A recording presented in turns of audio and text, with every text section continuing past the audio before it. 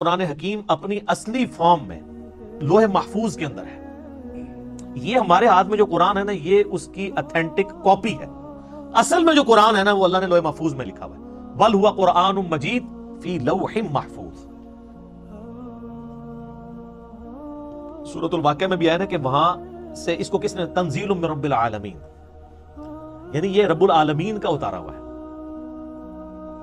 لا یمسہ الا المطہرون، یعنی جو قرآن حکیم ہے نا، اس کو وہاں پر پاکیزہ فرشتے ہی چھوتے ہیں، کوئی وہاں پہ پہنچ نہیں سکتا. اللہ نے اسے اتارا ہے، یہ جنات کے اثر سے نہیں ہے، شیاطین کے اثر سے نہیں ہے. کیونکہ کافروں کا اعتراض تھا نا کہ یہ نبی الاسلام، اور بعض میں مخلص بھی تھے کہ یار اچانک زندگی کے 40ویں سال میں آپ غار میں جا کے غار ہرا میں بیٹھے ہیں، ہو سکتا ہے کسی آسیب کا سایہ ہو گیا ہو، تو اس کی وجہ سے آپ یہ کلام کر رہے ہیں. تو وہ تو پھر آپ کو پتا ہے آسیب کے سائے والوں کی حالت یہ تو نہیں ہوتی، ان کی تو حالت ہی کچھ اور ہوتی ہے. وہ صحیح مسلم میں بڑی مشہور حدیث ہے نا، ایک بندہ ہے جو جھاڑ پھونک کیا کرتا تھا آسیب کے سائے کے لیے، جادو ٹونا کا علاج. اس کا نام تھا ضماد، عربی میں ضاد میم الف اور دال، اردو میں زماد. کئی مسلمان رکھتے بھی ہیں نام کو، لیکن وہ جن کے نام زماد ہے نا، ان کو پوچھے نا کہ نام آیا کہاں سے، ان بیچاروں کو مسلم شریف کی حدیث نہیں پتا ہوگی کہ زماد ہے کون تھا. وہ جھاڑ پھونک کیا کرتا تھا. مکے آیا تو اس نے سنا کہ یہاں پہ ایک شخص ہے کہ جو بڑا ایک ڈائنامک اس کی لائف تھی، یعنی وہ سب کی آنکھوں کا تارا تھا، ایک کامیاب تاجر بھی تھا، اور لوگ اس کے پاس امانتیں رکھواتے تھے، بڑا زبردست، یعنی وہ ایک سمجھنے کہ اس معاشرے کے ایلیٹ طبقہ تھا. تو اچانک اس کو کچھ ہو گیا اور لوگ پریشان ہیں. ظاہر ہے جس نے 40 سال تک کوئی بات ہی نہ کی ہو اس ٹاپک پہ، اور اب وہ کہے کہ میں اللہ کا پیغمبر ہوں، مجھ پہ ایک کلام نازل ہوا ہے، تو لوگ تو پریشان ہو جائیں گے.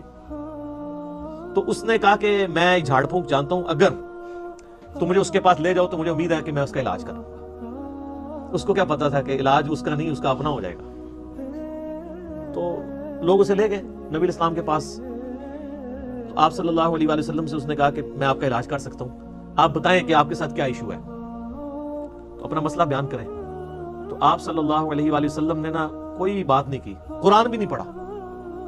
آپ جو تقریر سے پہلے خطبہ دیتے تھے نا، آپ نے بس وہ پڑھا، ان الحمد للہ نحمده ونستعینه ونستغفره ونعوذ باللہ من شرور انفسنا ومن سیئات اعمالنا من يهده الله فلا مضل له ومن يضلل فلا هادي له واشهد ان لا اله الا الله وحده لا شريك له واشهد ان محمدا عبده ورسوله.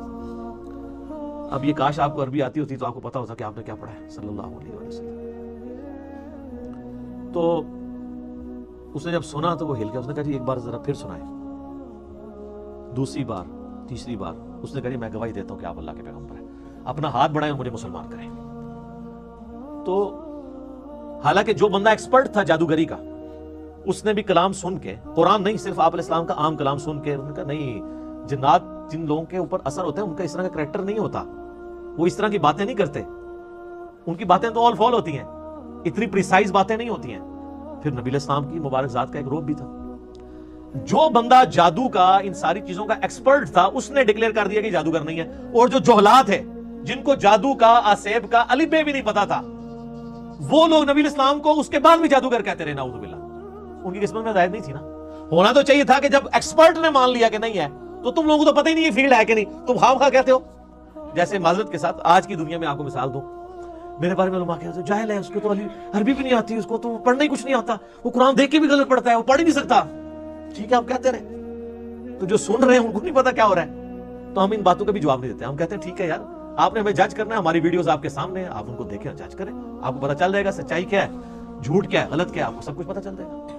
تو یہ میرے بھائیوں، یعنی یہ جو آواز حق کے لیے بلند ہوتی ہے، اس کے ساتھ ہمیشہ اس طریقے سے یعنی لوگ مسچیف کرنے کی کوشش کرتے ہیں، لوگ یعنی غلط طریقے سے حق کی آواز کو دبانے کی کوشش کرتے ہیں. لیکن اللہ تعالیٰ جو آواز اٹھانی ہوتی ہے وہ اللہ تعالیٰ اٹھا دیتا ہے.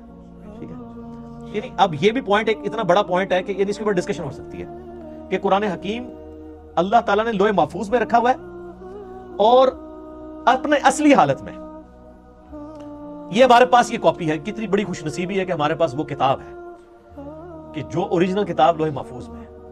سورہ زخرف کے سٹارٹ میں بھی آیا نا، اللہ تعالیٰ نے فرمایا کہ یہ کتاب جو ہے ام الکتاب، کتابوں کی ماں، اللہ کی ہارڈ ڈسک لوح محفوظ کے اندر ہمارے پاس ہے. اور یہ یاد رکھیے گا، یہ مصحف جس ترتیب میں ہمارے پاس موجود ہے نا، اسی ترتیب میں لوح محفوظ پہ لکھا ہوا ہے، اگرچہ اس کی ترتیب نزول یہ نہیں ہے. مصحف کی ترتیب آپ پتہ نا، سورۃ العلق کی پہلی 5 آیات نازل ہوئی ہیں، وہ تو پارہ نمبر 30 میں ہے. سورہ بقرہ جو ہے وہ اس وقت نازل ہوئی ہے جب 2/3 قرآن نازل ہو چکا ہوا تھا، مکی قرآن وہ شروع میں ہے. لیکن اللہ کے پاس لوح محفوظ میں اسی ترتیب میں ہے. وہ اللہ تعالیٰ نے اس کتاب کو سرکمسٹانسز کے اوپر نازل کیا ہے، اور یہ اس قرآن کی سب سے بڑی خوبی ہے جو کسی اور الہامی کتاب میں نہیں ہے، کہ جو سرکمسٹانسز کے اوپر نازل ہوئی ہے اور مسلسل 23 سال تک. علمی پوائنٹ نمبر 5 میرے بھائیو، قرآن حکیم ہمارے محبوب صلی اللہ علیہ وآلہ وسلم کا واحد معجزہ ہے جس کی بنیاد پہ ہم نبی علیہ السلام کے لیے نبوت کلیم کرتے ہیں.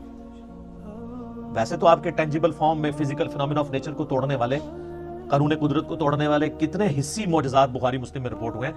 میں نے 4 لیکچرز ریکارڈ کرائے ہیں اس کے اوپر، مسئلہ 131 A B C D. لیکن دعوی نبوت جس معجزے کے اوپر ہے وہ یہ کتاب ہے. کیوں؟ آپ علیہ السلام کی نبوت قیامت تک کے لیے تھی. آپ کا معجزہ بھی ایسا ہونا چاہیے تھا جو قیامت تک کے لیے آپ دکھا سکے. آج حضرت عیسیٰ علیہ السلام کا معجزہ، مردوں کو زندہ کرنے والا، کوئی عیسائی ہمیں دکھا سکتا ہے؟ ہم بھی مانتے ہیں عیسیٰ علیہ السلام کو، ہم بھی نہیں دکھا سکتے. کوئی ویڈیو، کوئی یہودی حضرت موسیٰ علیہ السلام کے عصا کو دوبارہ آج اژدہا بنا کے دکھا سکتا ہے؟ ہم بھی نہیں دکھا سکتے. وہ آپ جناب عصا اگر مل بھی جائے کہیں سے، آپ چاہے وہ امام کعبہ کے ہاتھ میں دے دیں، آپ ویٹیکن سٹی میں بیٹھے ہوئے کرسچن پوپ کے ہاتھ میں دے دیں، یا یروشلم میں بیٹھے ہوئے یہودی پریسٹ کے ہاتھ میں دے دیں، یا آپ کے جتنے رحمت اللہ علیہ ہیں اور غوث اور اقداب اور جن کے بارے میں آپ کا کلیم ہے ان کے ہاتھ میں دے دیں، ان کو کہ اس کو پھینک کے ذرا اژدہا بنا کے بتائیں. نہیں بنا سکتے. وہ حضرت موسیٰ کے ہاتھ تک ہی معجزہ تھا. لیکن یہ وہ کتاب ہے جو نبی علیہ السلام کے پاس معجزہ، صحابہ کے پاس معجزہ، تابعین، تبع تابعین، قیامت تک آنے والے آخری انسان کے لیے بھی معجزہ ہے. مسلمان نہیں، انسان کے لیے. اور ہر زمانے کے ٹیسٹ پہ پورا اترتا ہے.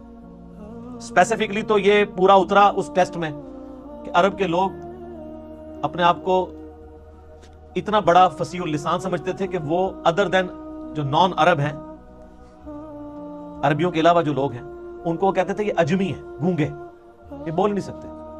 اور یہ حقیقت ہے کہ عربی لوگوں کی فساد اتنی تھی کہ وہ عام گفتگو بھی شاعری کے انداز میں کر لیتے تھے فی الوقت. لیکن جب قرآن نازل ہوا، ان بڑے بڑے شعراء نے بھی اپنے کلام پھاڑ دیے کہ یار یہ کلام کمال کلام ہے. موسیٰ علیہ السلام کے زمانے میں جادوگری عروج پہ تھی. اللہ تعالیٰ نے موسیٰ علیہ السلام کو ایسا معجزہ دیا، جادوگر بھی سجدے میں گر پڑے. کتنی دفعہ قرآن میں یہ واقعہ ہے، اور وہ بہت بڑا معجزہ تھا. لکڑی کا اژدہا بننا یہ بہت بڑی چیز ہے. پلانٹ کنگڈم اینیمل کنگڈم میں بدل رہا ہے، اور پھر اینیمل کنگڈم پھر پلانٹ کنگڈم میں. اس کو ذرا امیجن کریں. عیسیٰ علیہ السلام کے زمانے میں طب، ڈاکٹری بڑی عروج پہ تھی، ان کو بڑا فخر تھا. لیکن کوئی ڈاکٹر مادرزاد کوڑی اور اندھے کو آنکھیں دے سکتا ہے؟ قرآن حکیم میں سورہ مریم کے اندر، سورہ مائدہ کے اندر حضرت عیسیٰ علیہ السلام ہاتھ پھیرتے تھے، آنکھیں آ جاتی تھی. سارے ڈاکٹر فیل ہو گئے. انہوں نے کہا یہ ڈاکٹری سے آج نہیں پاسبل. ڈاکٹری سے آنکھ کسی بندے کی آپ لگاتے ہیں دوسرے کو، اور آنکھ ہو ہی نہ، اور اس میں مٹی رکھ کے اور ایک پرندے کی مورت بنا کے مٹی کی پھونک مارتے تھے، اللہ کے اذن سے وہ پرندہ بن جاتی تھی. اب کون سا ڈاکٹر یہ کام کر سکتا ہے؟ قرآن حکیم کے زمانے میں شاعری عروج پہ تھی. اللہ تعالیٰ نے کلام بھی ایسا دیا کہ شعراء فیل ہو گئے. لیکن یہ اس پہ ختم نہیں ہے. قیامت تک کے لیے جو جو وقت کا ٹیسٹ آئے گا اس پہ یہ کتاب پوری اترے گی. آج سائنس کی دنیا ہے. قرآن حکیم سے کوئی ایک آیت بھی نہیں بتا سکتا جو اسٹیبلش سائنس، ہائپوتھیسس تھیوری نہیں، اسٹیبلش سائنس کے خلاف ہو.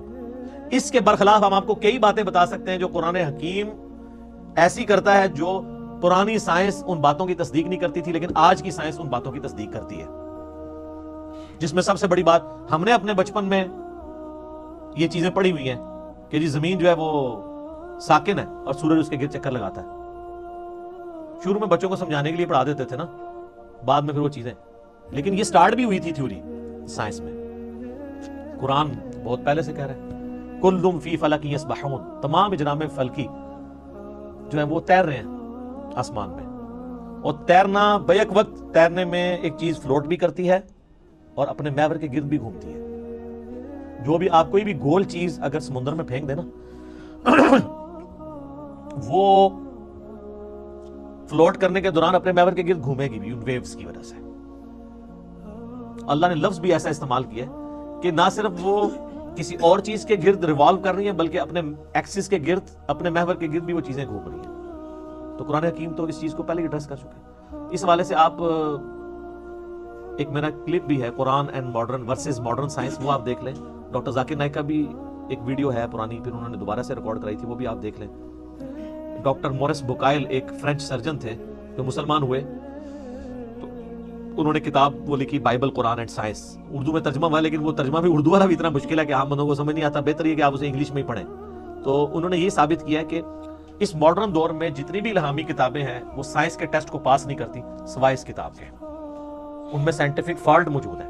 وہ فالٹ اس لیے نہیں ہے کہ ان کتابوں میں کوئی اللہ تعالیٰ کو کوئی غلطی لگی ہے, وہ اس لیے کہ وہ کتابیں ٹیمپرڈ فارم میں تعریف شدہ ہیں. یہ کتاب محفوظ ہے, وہ بھی اگر محفوظ ہوتی تو اس میں کوئی اینٹی سائنس سٹیٹمنٹس نہ آتی.